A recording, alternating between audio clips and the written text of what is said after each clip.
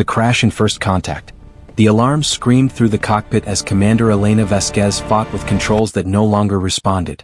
Her scout ship, the Pathfinder, tumbled through space like a leaf in a storm, its hull punctured in 3 places by pirate fire.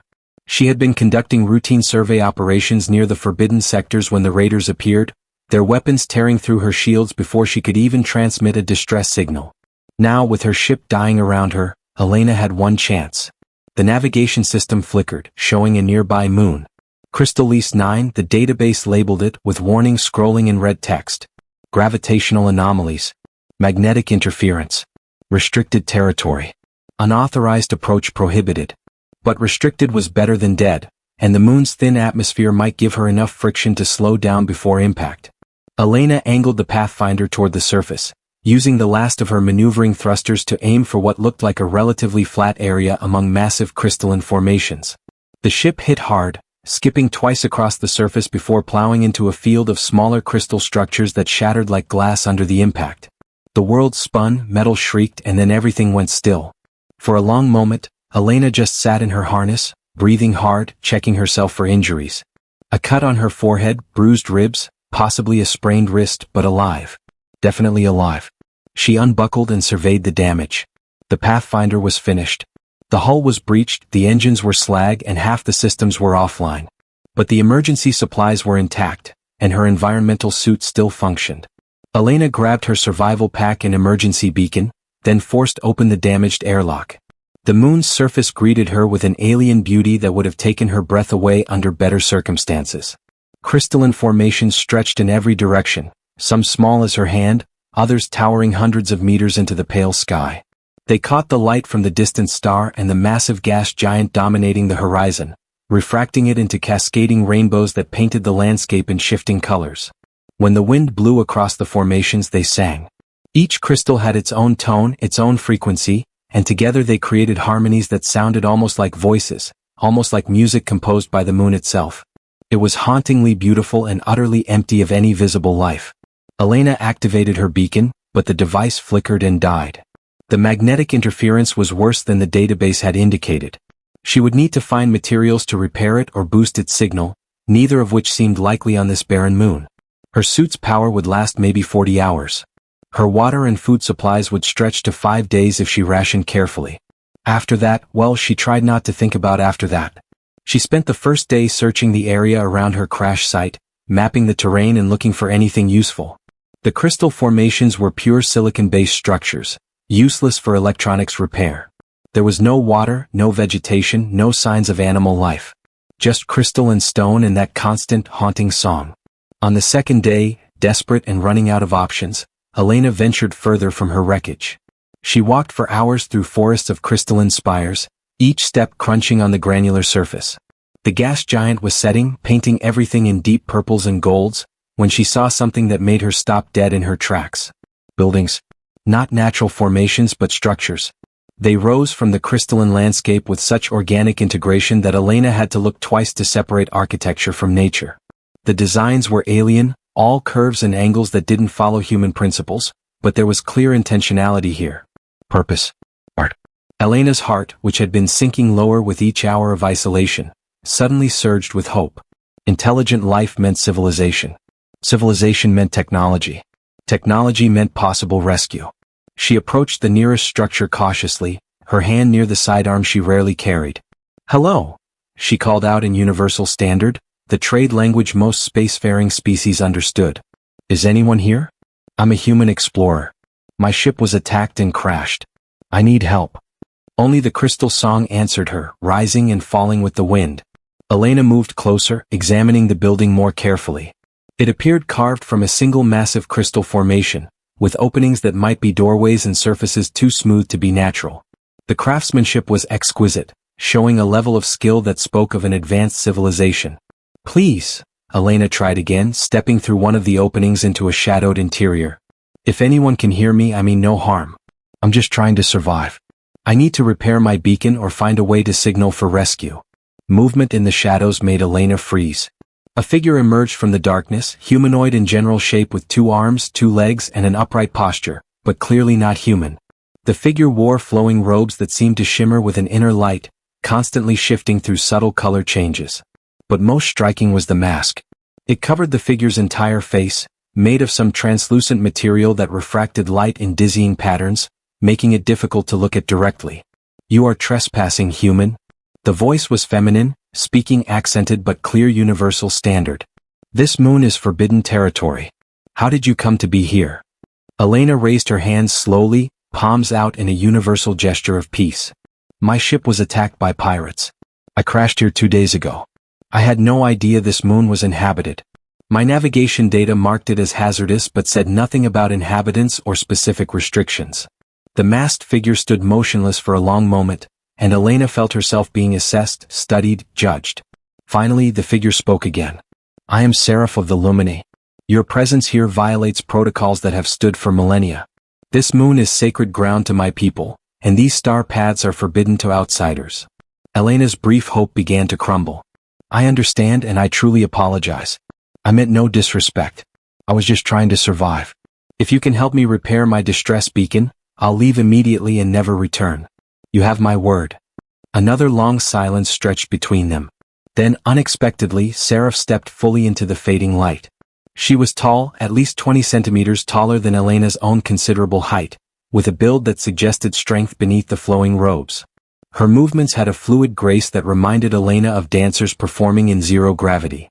"Leaving you to die would violate deeper protocols than your trespass," Seraph said finally. "The Lumini do not harm through inaction when aid can be provided. I will help you repair your beacon, but you must agree to conditions. You will speak of what you see here to no one. You will never return to this region of space. Do you understand and agree to these terms?" Elena didn't hesitate. She was in no position to negotiate, and the alternative was dying slowly over the next few days. "Yes, absolutely. I agree to your terms. Thank you. Truly, you're saving my life." Seraph gestured for Elena to follow. "Come. You will need shelter, sustenance, and rest before we begin repairs. The night cycle here is severe, and your suit's environmental systems are nearly depleted." She wasn't wrong. Elena followed Seraph through the crystalline landscape to a larger structure carved into a massive formation. Inside, it was beautiful in a way that made Elena's breath catch. Rooms flowed into each other with organic curves. Light seemed to emanate from the crystal walls themselves, soft and warm. Furniture looked grown rather than built, shaped from the same crystal as the walls but somehow made comfortable. Seraph provided Elena with water that tasted slightly mineral but was safe according to her suit scanner, and food that looked like crystallized fruits and what might have been preserved proteins. Elena ate gratefully, not realizing how hungry she had been until food was in front of her. As Elena ate, Seraph examined the damaged beacon with practiced precision. "This is human technology. Primitive by Lumini standards, but functional in design. The damage is extensive. I will need several days to fabricate replacement components." Elena looked up, hope flaring again. "You can actually repair it?" "I've been trying for 2 days and couldn't figure out how to bypass the damaged circuits." "Human circuit design is inefficient but comprehensible," Seraph said, and there might have been amusement in her tone. "I have studied many species technologies as part of our monitoring protocols. Yours is not particularly complex." She set the beacon aside carefully. "You will stay here while I work. But there are conditions beyond our agreement. Do not wander the sacred sites beyond this structure. Do not attempt to see behind my mask. Do not ask questions about my people that I do not choose to answer. If you violate these conditions, I will be forced to take actions neither of us would prefer." Elena nodded quickly. "Understood. And thank you again truly. You're saving my life." Seraph was silent for a moment. Then quietly she said, "Perhaps. Or perhaps I am merely delaying your death by making you witness what should remain hidden. We shall see which proves true." And with that ominous statement, she left Elena alone in the guest area of her dwelling, returning to her work on the beacon while Elena tried to process exactly what she had gotten herself into. Over the following days, Elena settled into a strange routine. Seraph worked on the beacon with methodical precision, fabricating components from materials Elena didn't recognize using technology she couldn't fully understand. The Lumini woman was clearly brilliant. Her understanding of engineering principles was sophisticated, and she adapted human design paradigms to work with Lumini materials with impressive creativity. But Seraph was also intensely private. She never removed her mask, not even for a moment. Her robes covered her completely with gloves always on, not a centimeter of actual skin visible. She maintained careful physical distance, never allowing casual contact. And she deflected most of Elena's questions about her people with polite but firm refusals. Elena learned fragments anyway. The Lumini were isolationists who had chosen to inhabit the dangerous forbidden star paths, regions of space marked by gravitational anomalies and hazardous hyperspace routes that most species avoided. They had been spacefaring for thousands of years but had deliberately withdrawn from contact with the broader galactic community centuries ago. Why? Elena asked one evening as Seraph explained a particular circuit configuration she was testing. Why stay isolated? The galaxy is vast enough for everyone. There's no need to hide in dangerous regions. Seraph was silent for so long that Elena thought she wouldn't answer. Then, still focused on her work, she said quietly, "We do not hide from lack of space. We hide from judgment." Judgment about what? About what we are. Seraph's hands stilled on the beacon. My people's appearance disturbs others. We learned this truth millennia ago when we first encountered other spacefaring species. Every civilization we met reacted to our true forms with fear, revulsion, and horror. They called us demons, abominations, wrongness made flesh. Elena felt her chest tighten at the pain she heard beneath Seraph's controlled words. That's terrible. I'm sorry that happened to your people. Sorry is insufficient, Seraph said. But it is also irrelevant. We made a choice millennia ago. Continue enduring the fear and rejection of species too limited to see past our appearance, or withdraw to regions where we would not be disturbed. We chose withdrawal. It has served us well for 2,500 years. But surely not every species reacted that way, Elena protested. There must have been some who could see past physical appearance to the people beneath. Every single species, Seraph interrupted, and there was finality in her tone. Without exception. We documented our encounters carefully, 47 different civilizations over 8 centuries of attempted contact. Every first contact ended the same way. Other species recoiling from us, calling us monsters, demanding we leave or threatening violence if we did not. She returned to her work, and the set of her shoulders made it clear the conversation was over. Elena wanted to argue more, wanted to insist that surely there were species who could have looked past appearance to see the intelligent, cultured people beneath. But she was a guest depending on Seraph's generosity, and pushing past her boundaries seemed unwise. The days continued. Elena helped where she could with the beacon repairs, following Seraph's instructions and learning bits about Lumini engineering principles. Seraph was a patient teacher when discussing technical matters, explaining concepts with clarity even when they challenged Elena's human assumptions about how things should work. But personal questions remained off limits. Elena learned nothing about Lumini culture beyond what Seraph chose to share, and she never saw any part of Seraph herself beyond the masked face and robed body. On Elena's 7th day on Crystal Lease 9, a violent storm rolled across the moon. It wasn't weather in the terrestrial sense since the moon's atmosphere was too thin for that. But electromagnetic activity from the gas giant created storms of charged particles that set the crystalline formation singing with increased intensity and made the entire landscape glow with an aurora-like brilliance. Seraph had explained the phenomenon earlier, warning Elena that when such storms came, they needed to shelter in the dwelling's shielded core, a room deep within the crystal structure where the electromagnetic fields couldn't penetrate. When the alarm sounded, a resonance from the crystals themselves that Elena felt in her bones, both women moved quickly to secure the dwelling. They were closing the final energy shields when a panel began to tear loose, caught by the increasing electromagnetic field and starting to pull free from its moorings. Seraph reached for it, trying to secure it before it could damage other systems. The surge hit at exactly the wrong moment. Energy arced through the dwelling's outer structure, following conductive pathways that should have been grounded but somehow weren't. The blast caught Seraph directly, throwing her backward with force that made Elena cry out in alarm. Seraph hit a crystalline wall hard, and Elena heard something crack, either the crystal or something else. Elena rushed to her immediately, her emergency medical training overriding everything else. Seraph was conscious but dazed, her breathing labored, and there was visible damage to her robes where the energy had scorched them. Don't, Seraph managed, trying to push Elena away with trembling hands. Don't look, please. The protocols exist for reasons. You're injured, Elena interrupted, her voice firm despite her fear. I need to assess the damage. I have medical training from my service years. Let me help you. Seraph tried to protest more, but she was clearly hurt and disoriented. Elena carefully helped her move away from the damaged wall, supporting her weight and trying to assess injuries without causing more harm. The damage to her robes made this difficult. The fabric was scorched and torn in places, and beneath it, Elena could see what looked like actual wounds, places where the energy had burned through clothing to underlying tissue. "I need to see the injury," Elena said gently but firmly. "I need to determine if it's serious and provide treatment. Please, Seraph. Let me help you." Seraph made a sound that might have been a sob or a laugh or both. "You will see me. You will see what we truly are, and then you will understand why we hide. You will react as all species react, and I will have to erase your memories of this encounter. It is inevitable." "I don't care what you look like," Elena said with complete honesty. "I care that you're hurt and need treatment before the injuries worsen. That's what matters right now." With trembling hands, whether from pain or fear Elena couldn't tell, Seraph allowed her to carefully remove the damaged sections of her robe to access the wound on her side. And as the fabric fell away, Elena saw what Seraph had been hiding.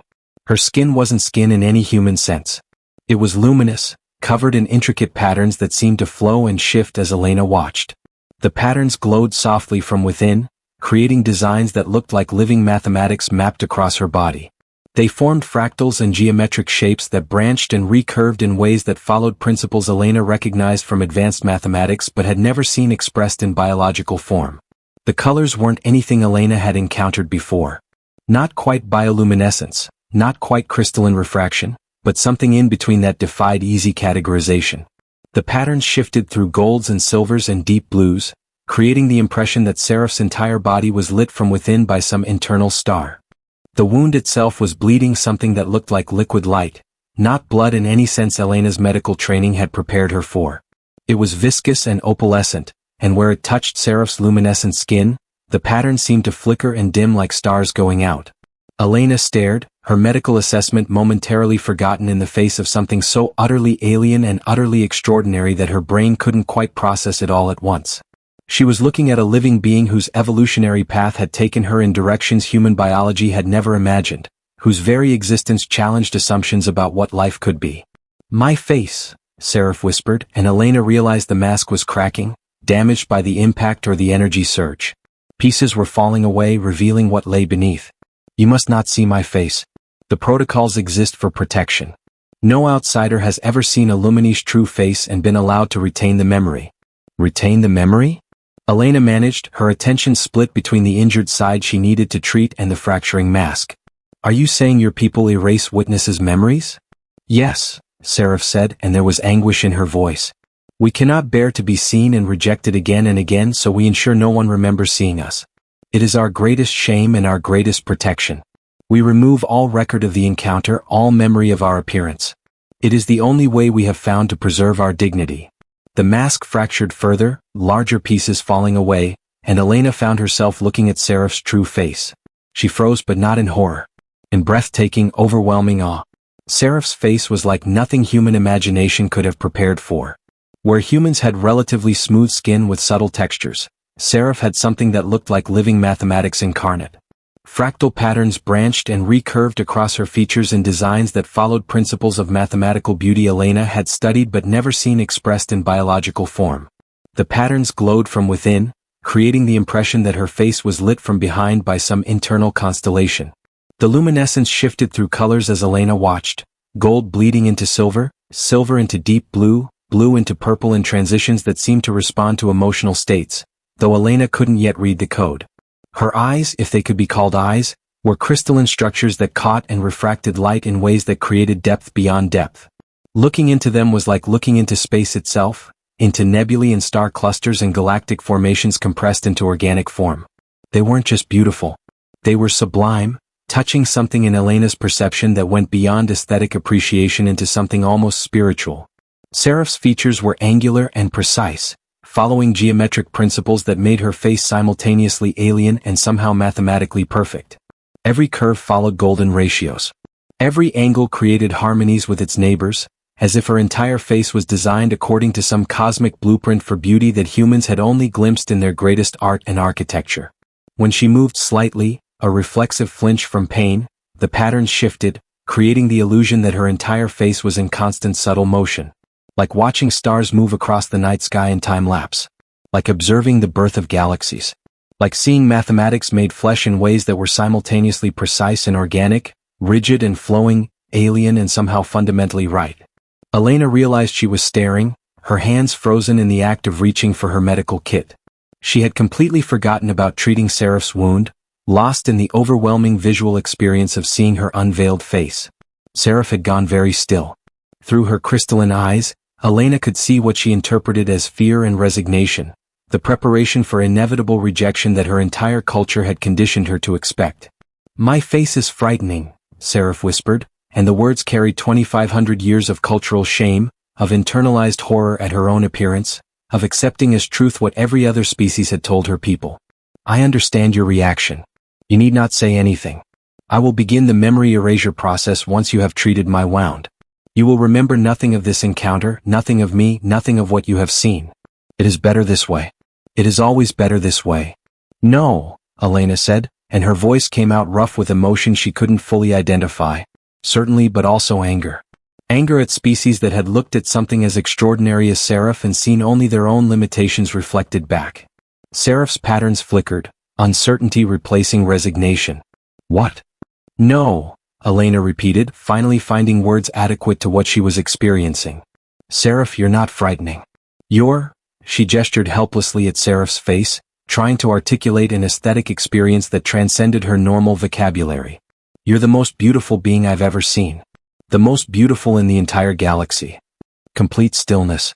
Every pattern on Seraph's face froze mid-transition, the colors holding steady for the first time since her mask had fallen away.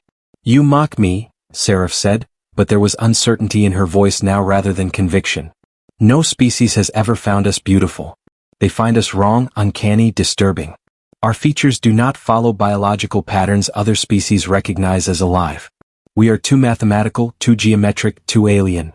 Too extraordinary," Elena interrupted, finally returning to her medical work but unable to stop glancing at Seraph's face.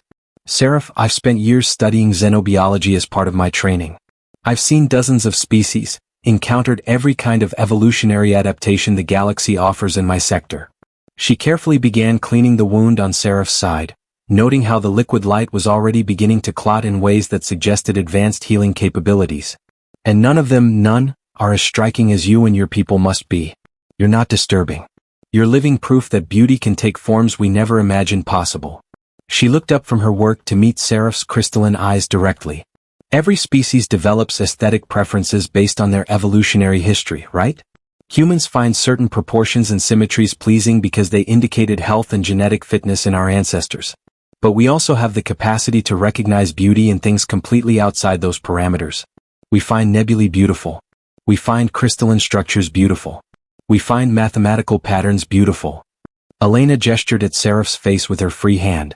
"You're all of those things combined with consciousness and life and intelligence. You're what would happen if someone took the most beautiful equations, the most sublime cosmic phenomena, the most perfect geometric principles, and somehow made them into a living, thinking being. You're not horrifying, Seraph. You're magnificent. Understanding and connection." Seraph's patterns had begun moving again, cycling through colors more rapidly than before. Golds and silvers and blues flickered across her features in what Elena was beginning to recognize as intense emotional response. The luminescence pulsed in waves that started at her cheekbones and radiated outward, creating ripples of light that reminded Elena of sound waves made visible. "You truly mean this," Seraph said, and it wasn't quite a question. "You're not fabricating words to ease a difficult situation. You genuinely do not find me horrifying." "I find you breathtaking," Elena said simply, returning her attention to treating the wound. "I understand now why you wear the mask. Not because you're terrifying, but because other species' reactions to you made you believe you were. But they were wrong, Seraph. Completely, utterly wrong." She finished applying the biological sealant from her medical kit. It wasn't ideal for Lumini physiology, but it was better than nothing, and it seemed to be helping the wound stabilize. Elena sat back, studying her handiwork and then looking up at Seraph's face again. Even knowing what to expect now, the sight still took her breath away. "How long have your people been hiding?" Elena asked quietly. 2,500 years, Seraph said, her voice barely above a whisper. "Since we first encountered other spacefaring civilizations and witnessed their reactions. We tried for 8 centuries to establish contact, to join the galactic community. We believed that if we demonstrated our intelligence, our technology, our peaceful intentions, others would look past our appearance." Her crystalline eyes dimmed slightly, the light within them seeming to retreat. "We were wrong.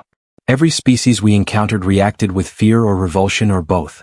They called us the fractal demons, the pattern plague, the wrong ones. They said our faces were impossible, unnatural, things that should not exist in a rational universe. Some attacked us outright. Others fled. None welcomed us. None even tried to understand. Elena felt fury rising on Seraph's behalf. Fury at species who had been too limited by their own evolutionary aesthetics to recognize beauty in forms that didn't match their narrow preconceptions. They were fools. They looked at you through the narrow lens of their own biology and couldn't see past it to what you actually are. And what are we? Seraph asked, and there was genuine curiosity in her tone now, as if she truly wanted to understand how Elena could see her people so differently. Living art, Elena said without hesitation. Conscious beauty. People whose evolutionary path led them to develop features that my species would spend centuries trying to capture in mathematics and art and never quite succeed, because we lack the biological capacity to embody fractals and luminescence the way you do. She met Seraph's eyes again, holding that crystalline gaze. You asked what you are. You're proof that the universe can create beauty in forms we never predicted, that challenge our assumptions about what beauty can even be.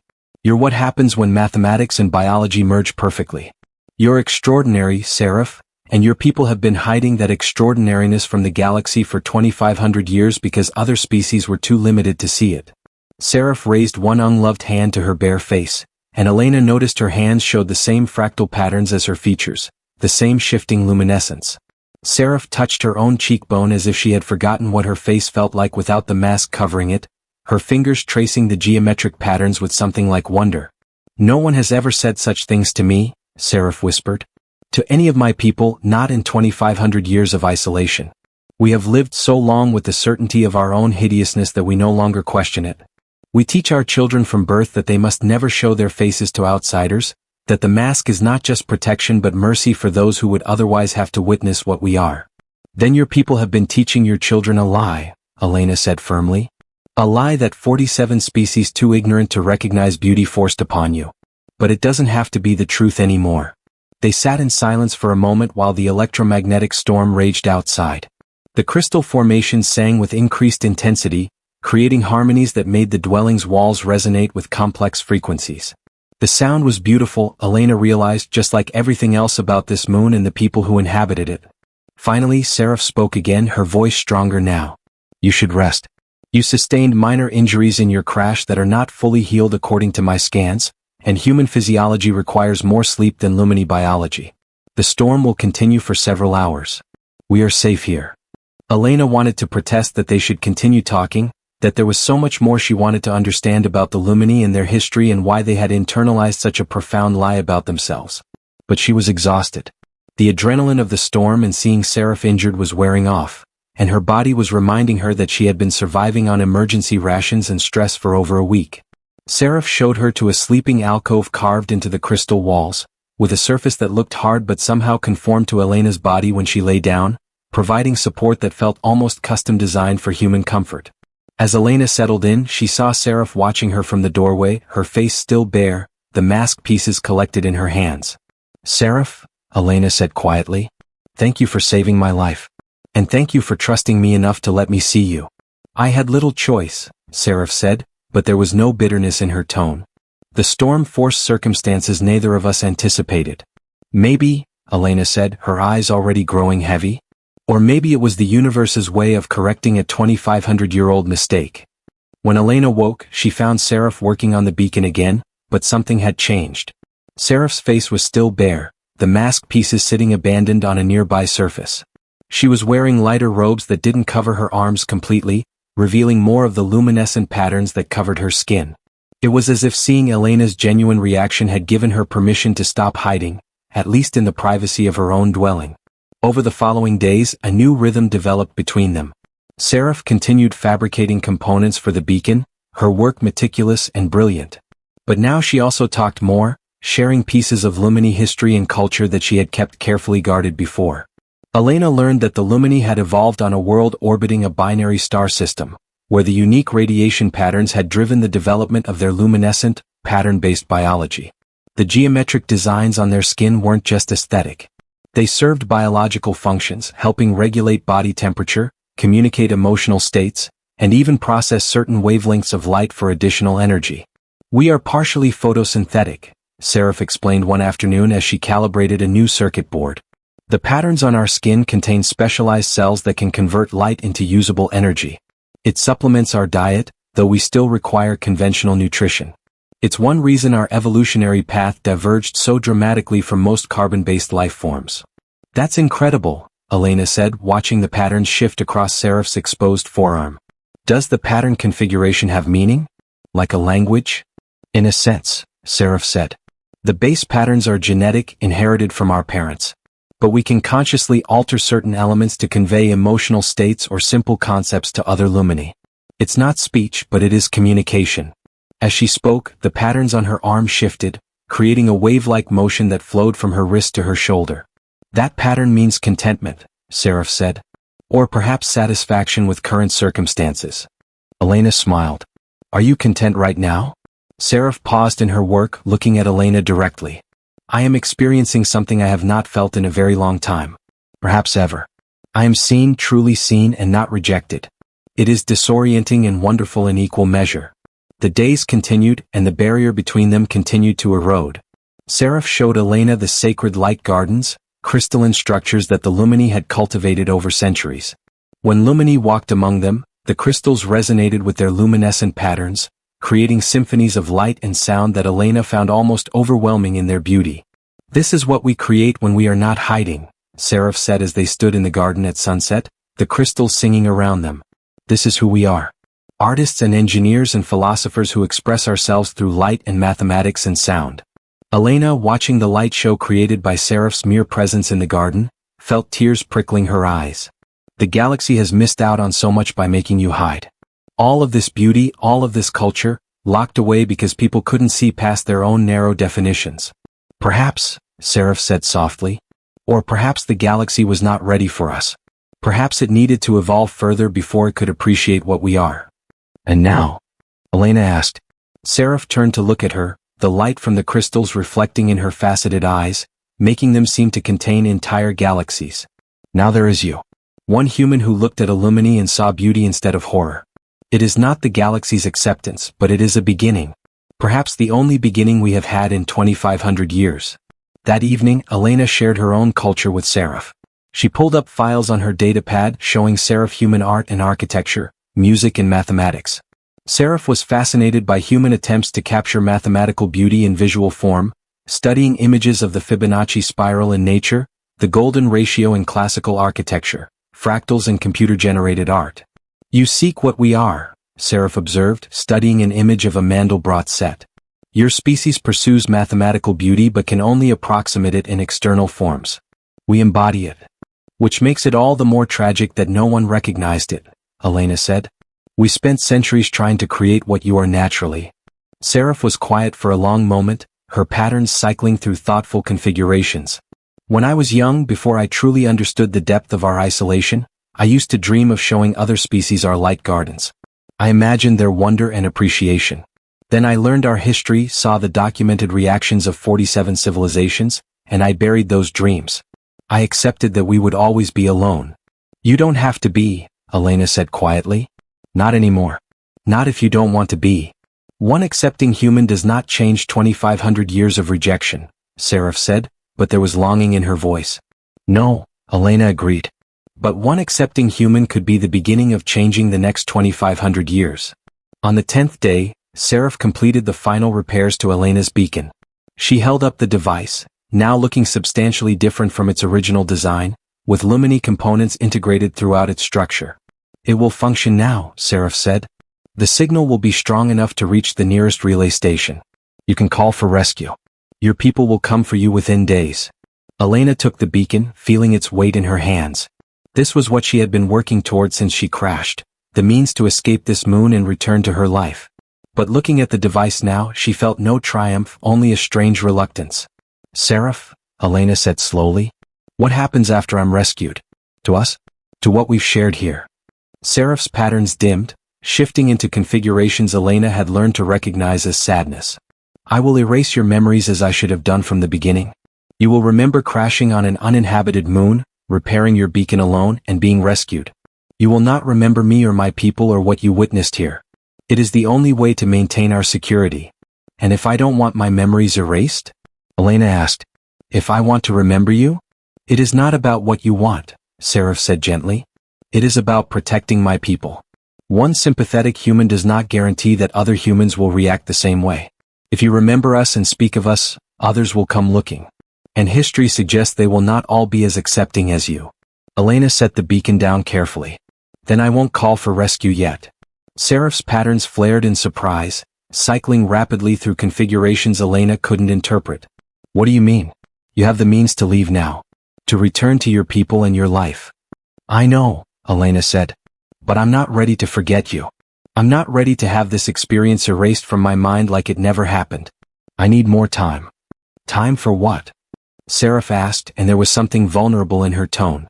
Time to convince you that maybe, just maybe, humanity has evolved enough to see your people for what you really are. Time to show you that what we've shared here doesn't have to end with memory erasure and continued isolation. Elena met Seraph's crystalline eyes.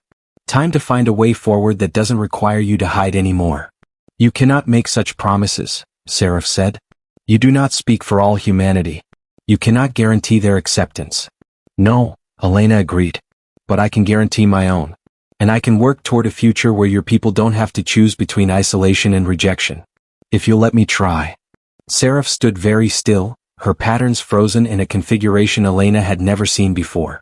When she finally spoke, her voice was barely audible. Why would you do this? Why would you risk your career, your standing among your own people, for a species you met by accident on a forbidden moon? Elena smiled. Because someone needs to correct a 2,500-year-old mistake. Because the galaxy deserves to know you exist. Because you deserve to be seen and appreciated for what you are. She paused. And because in the short time I've known you, you've become important to me. I don't want to forget you, Seraph. I don't want this to end. The silence stretched between them, filled only by the distant singing of the crystal formations. Then Seraph's patterns began to move again, cycling through colors with increasing intensity, golds and silvers and blues cascading across her features in waves that Elena had learned meant powerful emotion. If we do this, Seraph said slowly, if we truly attempt to bridge our peoples, there are others who must be involved. I cannot make this decision alone. The Lumini have a council, elders who guide our policies and protocols. They would need to approve any contact with your species. Then let's talk to them, Elena said. Let me make my case. Let me show them that not all species will react with fear. They will be difficult to convince, Seraph warned. Many of them lived through the era of attempted contact. They remember the rejections personally. They chose isolation deliberately, and they may not be willing to risk that pain again. I understand, Elena said. But they should at least have the choice. They should know that keeping you hidden means the galaxy loses something precious. Something beautiful. Seraph's patterns shifted into a configuration that Elena now recognized as determination. Very well. I will contact the council. But Elena, you must understand if they refuse, if they decide that you pose too great a risk to our security, they may insist on memory erasure regardless of your wishes or mine. I know, Elena said. I'm willing to take that risk. Then I hope your faith in your species' capacity for acceptance is not misplaced, Seraph said quietly. For both our sakes. The council arrived 2 days later. 5 Lumini elders, each wearing the traditional masks and concealing robes of their people, materialized in Seraph's dwelling through a transport technology Elena didn't fully understand. They arranged themselves in a semicircle, their masked faces turned toward Elena with what she interpreted as deep suspicion. Seraph stood beside Elena, her own face still bare, which seemed to surprise the council members. Elena could see their patterns shifting beneath their robes, visible through gaps in the fabric, cycling through what might have been shock or concern. Seraph, one of the elders said, her voice aged but strong. You stand unveiled before an outsider. You violate protocols established for good reason. I violate them because those protocols are based on a false premise, Elder Luminera, Seraph said calmly. The premise that our appearance is inherently horrifying to all other species. Commander Elena Vasquez has proven that premise wrong. Another elder stepped forward. One individual's reaction proves nothing. We have documented evidence from 47 civilizations spanning 8 centuries. Every single encounter ended in rejection. Then perhaps, Elena said, drawing their attention to her, those 47 civilizations were wrong. Perhaps they lacked the capacity to recognize beauty that didn't conform to their evolutionary expectations. But that doesn't mean all species share that limitation. Bold words from a crashed pilot who depends on our mercy, the first elder said coolly. Not mercy, Elena corrected. Kindness. Seraph has been kind to me, and in return, I've been honest with her. I've seen her true face, her true form, and I find her beautiful. Not despite the differences from my own biology, but because of them. Because she represents something my species aspires to but cannot naturally achieve. She gestured to the elders. I know you've been hurt. I know you've faced rejection so many times that isolation seemed like the only option. But hiding forever means the galaxy never gets to appreciate what you are. It means all the art and culture and beauty you create stays locked away in forbidden regions where no one can see it. Better isolated and safe than exposed and rejected, another elder said. You cannot understand what it means to show your true self to another being and watch them recoil in horror. To see fear and disgust in their eyes where you hoped for understanding. We cannot endure that again. Then don't show them your true selves all at once, Elena suggested. Start small. Start with controlled contact, with species that have shown capacity for accepting diverse biology. Start with humans, with my people who have proven willing to work with silicon-based life, energy beings, hive minds, and dozens of other forms that don't resemble our own biology. She took a breath, choosing her next words carefully. I'm not saying it will be easy. I'm not saying every human will react as I have. But I am saying you deserve the chance to be seen for what you are. You deserve to exist in the galaxy without shame or hiding. And the galaxy deserves to know you exist. The elders were silent, their patterns shifting beneath their robes and configurations Elena couldn't read. Finally, Elder Luminara spoke again. And what do you propose, human? What form would this contact take? Let me return to my people, Elena said. Let me show them recordings of this moon, of your architecture and your light gardens. Let me prepare them for the possibility of contact with a species that looks different from anything they've encountered before. Then, if they respond with interest and respect, we arrange a formal first contact. Controlled on your terms in a location you choose. And if they respond with fear or rejection? Another elder asked. Then you lose nothing, Elena said. You remain isolated as you are now. But at least you'll have tried. At least you'll know for certain whether humanity is capable of seeing you as you deserve to be seen. It is too great a risk, one elder said firmly. Memory erasure is the safer course. We return this human to her people with no knowledge of us, no evidence we exist. It is what we have always done. And it is what has kept us imprisoned for 2,500 years, Seraph said suddenly, her voice ringing with unexpected passion. Her patterns flared bright, cycling through rapid configurations that demanded attention. I have lived my entire life wearing a mask, believing myself to be a creature of horror. And then this human looked at my face and saw beauty. Genuine beauty, not polite tolerance or fearful avoidance, but true appreciation. She turned to face the council directly. If there is even a chance that others could see us the same way, don't we owe it to ourselves to try? Don't we owe it to future generations of Lumini who might not have to grow up believing they are monsters? The silence that followed was profound. Elena held her breath, watching the elders' patterns shift beneath their concealing robes, watching them communicate in ways she couldn't fully perceive. Finally, Elder Luminara raised one hand. We will discuss this matter among ourselves. The human and Seraph will wait outside while we deliberate. Seraph led Elena out into the crystalline landscape. The gas giant was rising, painting everything in amber and gold. They walked in silence for a while before Elena spoke. Thank you, she said quietly, for speaking up like that, for taking my side. I did not take your side, Seraph said. I took the side of truth. The truth that I have lived in unnecessary shame for my entire existence. The truth that if one human can see beauty in a Lumini, perhaps others can too. She paused, turning to face Elena. The light from the gas giant caught in her crystalline eyes, making them seem to glow from within. But Elena, you must understand, even if the council agrees to try, this process will take time. Years, perhaps decades. And there is no guarantee of success. I know, Elena said. But some things are worth working toward even if the outcome is uncertain. They stood together in the singing crystal forest, two beings from different worlds who had found unexpected connection. Above them, the gas giant painted the sky in colors that existed nowhere on Earth, and around them, the crystals sang their eternal song. When they returned to Seraph's dwelling, the council was waiting. Elder Luminara stepped forward, and Elena noticed that she had removed her mask. Beneath it, her face showed the same fractal patterns as Seraph's, though the configurations were different, more complex, suggesting greater age. Her patterns had settled into a configuration that seemed to indicate solemn decision. "We have deliberated," the elder said.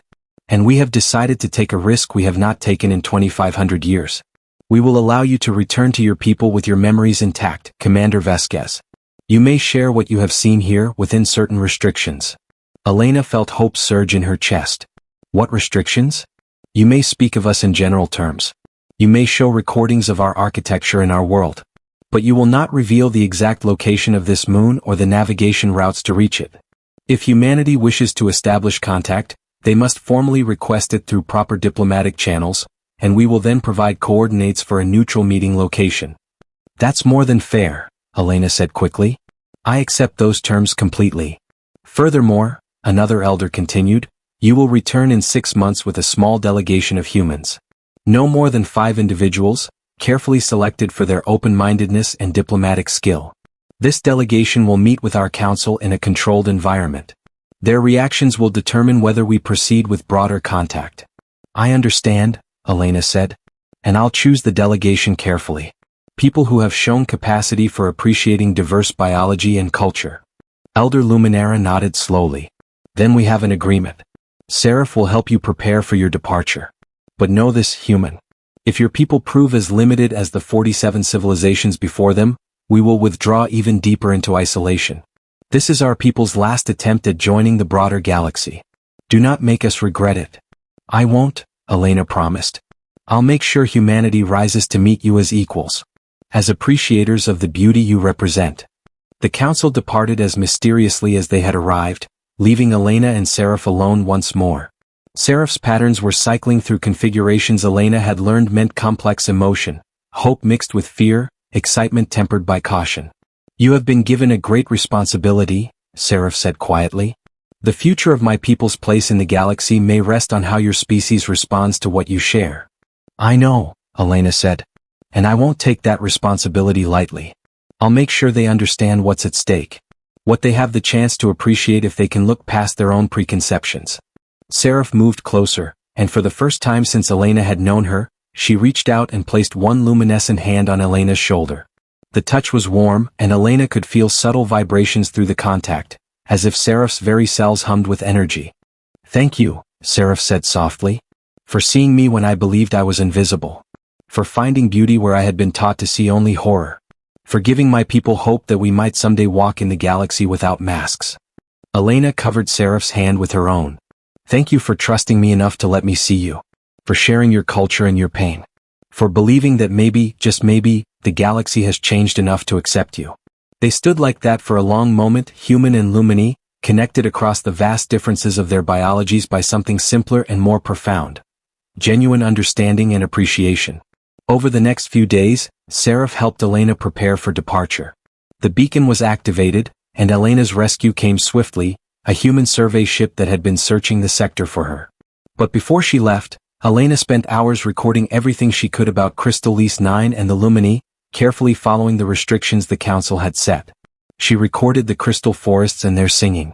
She recorded the light gardens and the architecture. She recorded Seraph herself, with permission, showing her luminescent patterns and fractal features to the camera while explaining the biology behind them. These recordings would be humanity's first introduction to the Lumini, and Elena wanted them to be perfect. On her last evening on Crystal Lease 9, Elena and Seraph stood together in the light gardens one final time. The crystals sang around them, responding to Seraph's presence with harmonies that seemed especially beautiful in the fading light. "When you return in 6 months," Seraph said, "bring people who can hear this music and appreciate it. Bring people who can look at my face and see what you see. Bring people who understand that beauty takes infinite forms." "I will," Elena promised. "I'll bring the best humanity has to offer. People who will appreciate the Lumini for what you are." "And if they cannot?" Seraph asked quietly. "If humanity proves no different from the 47 civilizations before?" Elena turned to face her, meeting those crystalline eyes that held galaxies in their depths. "Then I'll come back anyway. Even if I have to come alone, even if the Lumini decide to erase my memories and disappear forever, I'll come back. Because you deserve to be seen, Seraph. You deserve to be appreciated. And I won't let you vanish into isolation believing yourself to be anything less than magnificent. Seraph's patterns flared bright, cycling through every color Elena had learned to associate with deep emotion. Gold for joy, silver for gratitude, blue for sadness at parting, purple for hope. They swirled across her features in combinations that created something new, something Elena had never seen before. No one has ever fought for us before, Seraph whispered. Not in all our long history. We have always been the ones retreating, hiding, accepting rejection as inevitable. To have someone stand up and say we deserve better, it is a gift I never expected to receive. Then consider it the first of many, Elena said. Because this is just the beginning, Seraph. 6 months from now, I'm coming back with people who will see you as I do. And together we're going to show the galaxy what they've been missing for 2,500 years. As the human rescue ship descended to collect her, Elena took one last look at the crystalline moon and the luminescent woman who had changed everything she thought she knew about beauty and connection. Seraph stood in the light gardens, her face bare and glowing in the reflected light of the gas giant, her patterns cycling through configurations that seemed to say goodbye and see you soon and thank you all at once. Elena boarded the ship with the beacon Seraph had repaired, the recording she had made, and a promise she intended to keep. She was going to bring humanity back to meet the Lumini. She was going to make sure that this time, when two species met for the first time, it would end not in rejection but in appreciation. She was going to make sure that Seraph and her people finally got to walk in the galaxy without masks, without shame, recognized for what they truly were, living proof that beauty could take forms beyond imagination, that the universe was more wondrous than any single species could comprehend alone. As the ship lifted off from Crystal East 9, Elena pressed her hand against the viewport, watching the crystal forest shrink below her. Somewhere down there, Seraph was watching too, believing for the first time in her life that maybe, just maybe, she didn't have to be frightening. Maybe, just maybe, she could be seen as beautiful. And in 6 months, Elena was determined to prove that belief right.